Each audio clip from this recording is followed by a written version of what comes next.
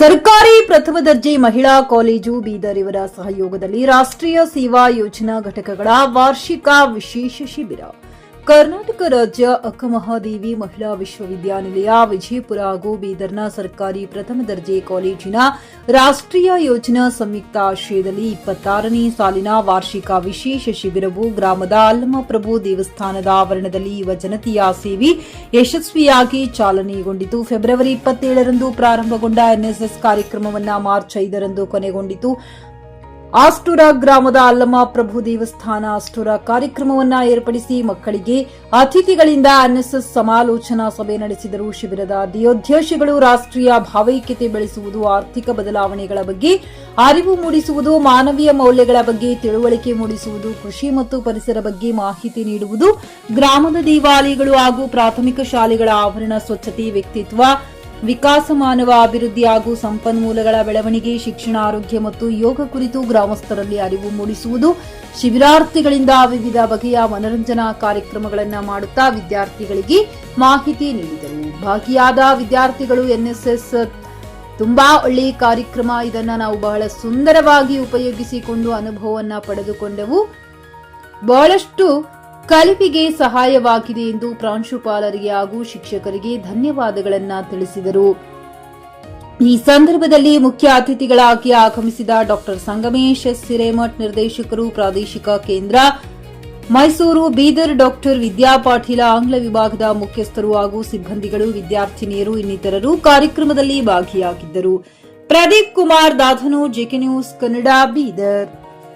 ನಿಂದ ಹೊರಹೊಮ್ಮಬೇಕು ಅಂತಕ್ಕಂಥದ್ದು ಈ ಒಂದು ರಾಷ್ಟ್ರೀಯ ಸೇವಾ ಯೋಜನೆಯ ಉದ್ದೇಶ.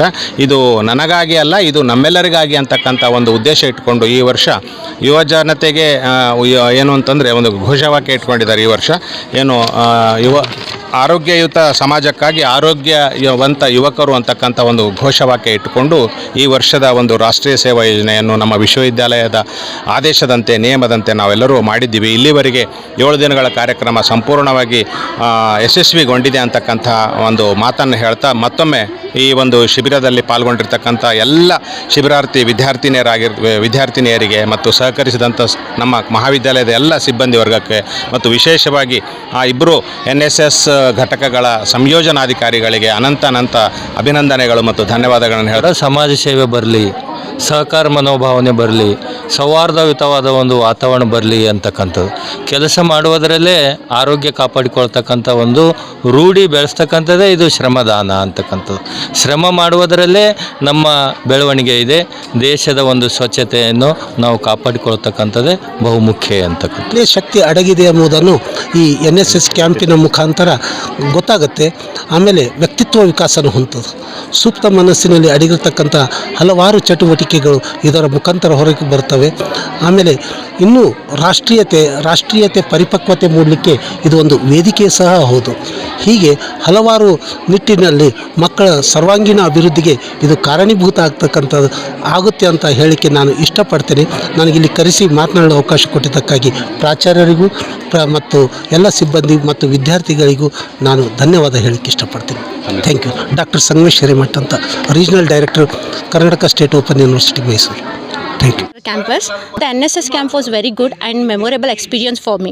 During the camp, I learned many useful things such as teamwork, discipline and social responsibility.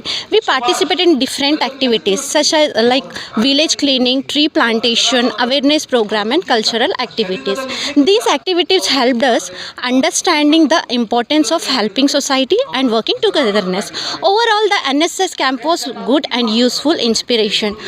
I thank to our NSS organization and NSS officer for giving this wonderful opportunity, and I thank to our Umakant sir and our Esumitra sir and our principal sir. ಮಗಲ್ಲ ನಿಮಗಾಗಿ ಅನ್ನೋದೇ ನಮ್ಮದು.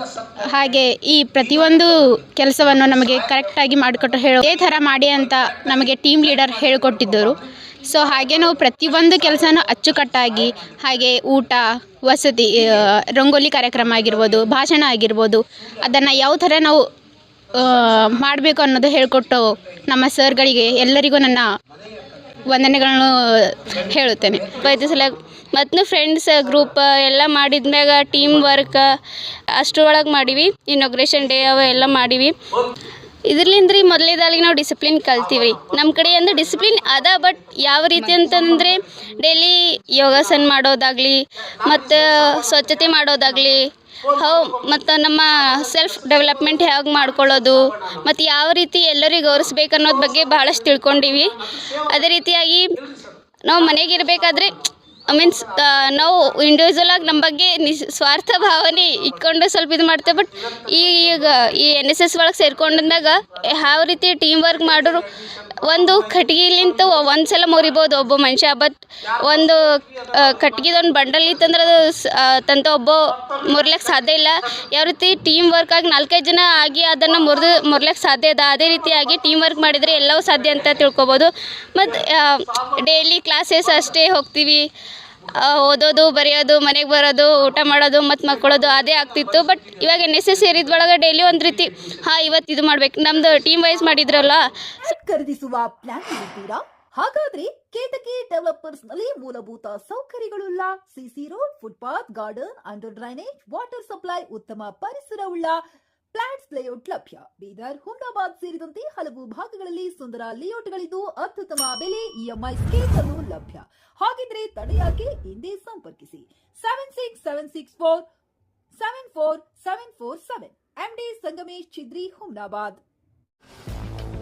ಗ್ರಾಹಕರ satisfaction ನಲ್ಲಿ number 1 ತೃಪ್ತಿಕರ ದೈಹಿಕವಾದ ಹುಮ್ನಾಬಾದ್ನ SV TVS showroom ನಿಮಗಾಗಿ ತರುತ್ತಿದೆ ಹೊಸ ಮಾಡೆಲ್ಗಳ ಹೊಸ ಬೈಕ್ಗಳು. ಇಲ್ಲಿ TVS ನ ಸ್ಪೇರ್ ಪಾರ್ಟ್ಸ್ ಹಾಗೂ ಸರ್ವಿಸ್ ಕೂಡ ಲಭ್ಯ. ಹಾಗಿದ್ರೆ ತಡೆಯಾಕೆ? ಹಿಂದೆ ಭೇಟಿ ನೀಡಿ, ನಾಗಲಕ್ಷ್ಮಿ ಧಾಬಾ ಹತ್ತಿರ, ಗುಲ್ಬರ್ಗಾ ರೋಡ್, ಹುಮ್ನಾಬಾದ್. ಹೆಚ್ಚಿನ ಮಾಹಿತಿಗಾಗಿ ಸಂಪರ್ಕಿಸಿ 8494951009.